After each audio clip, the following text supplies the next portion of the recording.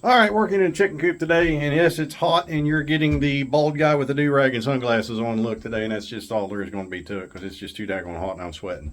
All right, so what I did out here, this side of the chicken coop was the one that I used as the brooder. I had an elevated brooder here about 32 inches up off the ground, just a platform that I was raising the meat chickens on, that we would brood them before we took them out to pasture. So this was the original side of the original chicken coop to begin with, and that's when I switched it to the brooder when I built the other side over there. So now that we're not going to be brooding meat chickens like we were with the Cornish Cross, we're going to be raising our own couple breeds. I went ahead and took this out, making this just a roosting coop and everything for the other breed of chickens that I'm getting ready to move in here in the next week or so. So I made use of hangers and scrap wood just to hang it up on the walls to get it out of the way, get it up off the floor, keep a hold of it from pooping all over it.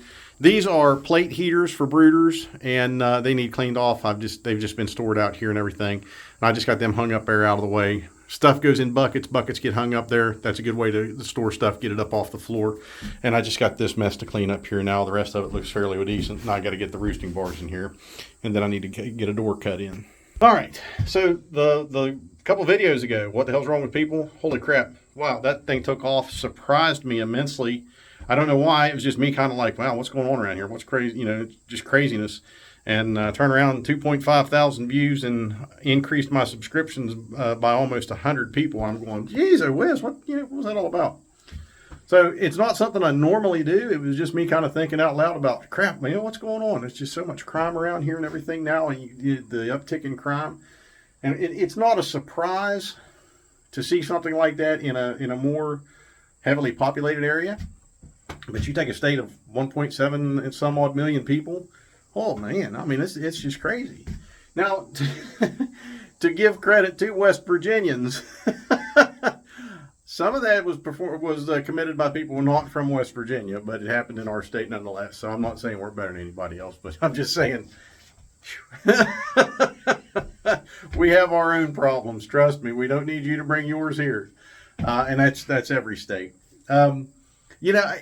The whole intent and purpose of this channel is just to follow, our little journey with our homestead after getting a big old kick in the butt with the pandemic and realizing, hey, we need to do more for ourselves. We need to get back to the old ways that we were both raised with. My wife and I both were raised that way, and we just need to get back to those old ways because they're tried and true, and they're just, they're almost indestructible methods. If you look at the Great Depression in the 30s, I think it was 32, I think is what it was. 30, 31, 32, somewhere around there. So most folks in Appalachia, in Appalachia is rural. West Virginia specifically is rural. But back in that time, most folks in Appalachia didn't even know we were going through a Great Depression. They didn't, because nothing changed for them. And, news, they didn't have radios. They didn't have TVs and stuff like that. And any news that they received was by word of mouth, or if they ran across a newspaper somewhere, and if they were literate enough to read. But for the most part, a lot of people didn't realize we were in a depression because nothing changed for them. They were dirt poor. They worked for everything that they had. They worked for their own food. They raised their own food. They did everything for themselves and had very little. I mean, if they went to the store was a day away, And if they went to the store, they went once every month or once every 3 months, and it was a day trip. So, and that wasn't too awful long ago, believe it or not.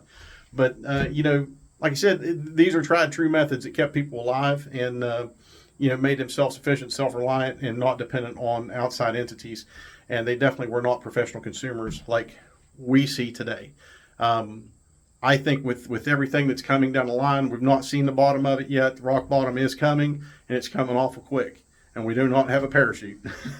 But it's going to come, and it's going to be a rude awakening to a lot of people. And unfortunately, there's going to be a lot of disaster related to this. And disaster meaning, or tragedy, I should say. There's going to be a lot of human tragedy and a lot of human capital lost because of this, because people just aren't prepared for anything. And, the government's not going to save you. The government is not going to save anybody. Expect to self-rescue. We'll just put it to you that way.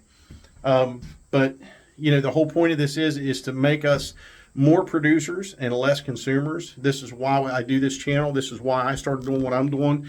It's healthier, it's safer, it's more reliable, and it's more sustainable. I'm not using pesticides. I'm not destroying topsoil. I'm not doing massive and thousands of acres of crops, monocrops. We're doing what we can do in 10 foot by 60 feet, we're growing a pantry full of tomatoes and peppers and potatoes and cabbage and beans and cucumbers. And I mean, you name it, we're growing it. And we're raising chickens. I mean, right here where the house is 2 acres. 2 acres right here where the house is what we've got deeded off just from the rest of the property.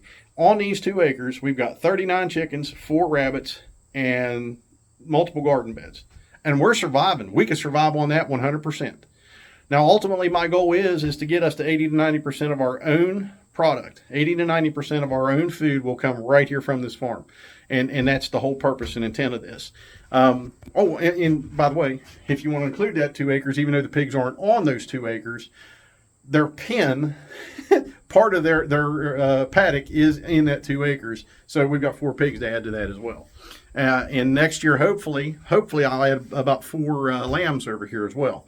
So, I'm not looking for a pretty manicured lawn. I'm not looking for those pretty diagonal stripes in my lawn. I'm not looking for any kind of lawn company to come and spray my lawn and reseed it or anything. Hell, I hate to cut grass. I hate to cut grass, and I hate weed eating even more. Unfortunately, I have to do it. But in order to save myself some precious time from spending all that time for doing all that work, fuel costs from all the time I'm spending on a tractor out here mowing this grass and stuff like that and weed eating, I'll build fence, one and done, with a little maintenance here and there, and I'm going to put some freaking animals on there that's going to feed my family, and that's just the way we're going to do it. We can't control what happens. Once you hit the blacktop down here, I can't control anything that happens. I cannot control anything that happens once you hit the blacktop. Once you come off that blacktop onto my soil, I can control most everything up here, and that's what I'm doing. I'm taking control of it. I'm taking control back from super corporations. I'm taking control back from, global food. I'm taking control back from everything I could possibly take control back from. And I'm putting my ideas, my intents, my values, and my vision here. That's what I'm doing for my family. That's what I'm doing. And, you can follow along. I appreciate that. You can share this channel with people who are like-minded, or even if you're interested or you just want to watch some dumb hillbilly try to make a living doing what he's doing. I have a full-time job. My wife and I both full-time employed. I told you, 32 years in healthcare. So we do this after hours of work, okay, and on weekends. So that's what I'm out here getting this ready to do. And every goal I've set for us this year, we have achieved. We have achieved every goal. There's one more thing to do, and that is to get a firewood shed built, because we put a daggone wood burner in last year to help offset the cost of heating because of the energy costs going up, and also to help protect us in case something happens and the grid does go down. Now, that'd be both electric and the natural gas grid. So, we're doing everything that we can to insulate and protect ourselves. That's the whole intent and purpose of this video, of this channel. If I happen to go on a rant or just kind of think out loud about the craziness and insanity that's going on in this world, it'll happen, but I'm not going to dive into that kind of stuff all the time. I'm not here to get, I can't even think. It's too hot. I'm sweating my brains out here. I'm not here looking for validation for what I'm doing. I'm doing what I know is best for my family, and we're working together to get that done. And I'm hoping for other people to come along for the ride and learn to do the same thing. We should encourage each other more. We shouldn't separate each other or separate ourselves by, political affiliation. We should absolutely stop identifying ourselves by our culture, by our race, by everything like that. We can see the differences and recognize the differences in each other. We do not need to be reminded of it continuously and constantly. That creates more division. And that is where the corporate media has turned on us and taken advantage of that. That's where the politicians who have turned on us and taken advantage of that and pushed that to drive their agendas and keep us separate, to keep us fighting so they can go and pass massive bills of spending without any sense of responsibility whatsoever.